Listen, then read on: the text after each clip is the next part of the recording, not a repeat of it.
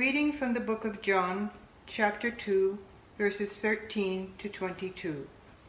The Passover of the Jews was at hand, and Jesus went up to Jerusalem. In the temple he found those who were selling oxen and sheep and pigeons, and the money changers at their business. And making a whip of cords, he drove them all, with the sheep and oxen, out of the temple, and he poured out the coins of the money changers and overturned their tables. And he told those who sold the pigeons, "Take these things away. You shall not make my Father's house a house of trade." His disciples remembered that it was written, "Zeal for thy house will consume me." The Jews then said to him, "What sign have you to show us for doing this?" Jesus answered them, "Destroy this temple, and in 3 days I will raise it up." The Jews then said, "It has taken 46 years to build this temple, and will you raise it up in 3 days? But he spoke of the temple of his body. When therefore he was raised from the dead, his disciples remembered that he had said this, and they believed the scripture and the word which Jesus had spoken, the word of the Lord. Which of you have ever eaten a passion fruit?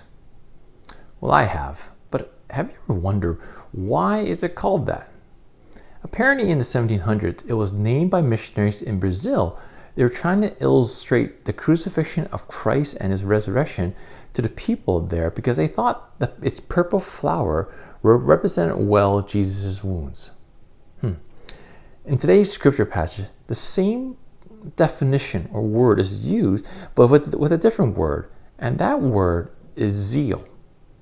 We see it in verse 17, "Zeal for your house will consume me." Now the meaning of zeal is dedication, passion, energized, and highly motivated for a cause and belief. And we see this zeal and passion so vividly in how Jesus cleansed the temple of all the wicked people who were cheating and taking advantage of those trying to come to worship.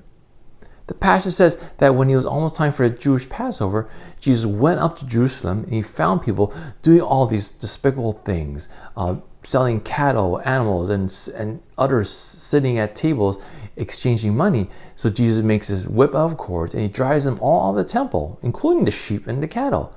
And to those who are selling doves, he says, "Get out of here and stop turning my Father's house into a market." You know what? There were other worshipers in the temple, probably seeing all this happening. But Jesus was the only one boldly, or shall we say passionate, about speaking up against all these ungodly and despicable actions. Jesus was willing to do so and to risk insults and rejection, all for the sake of standing up for God and his truths.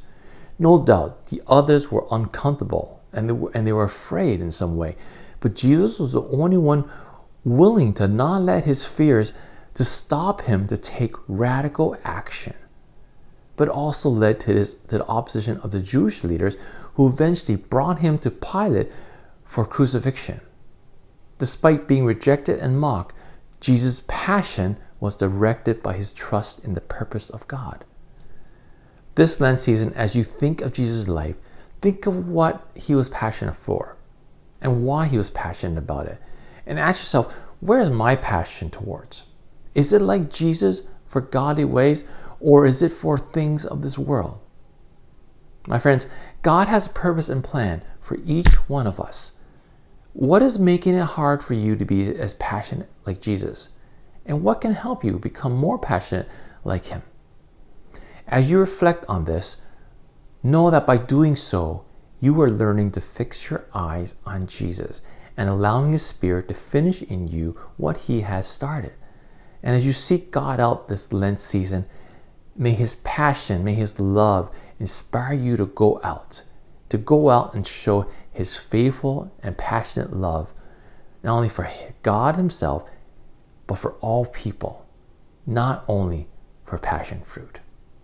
God bless you all.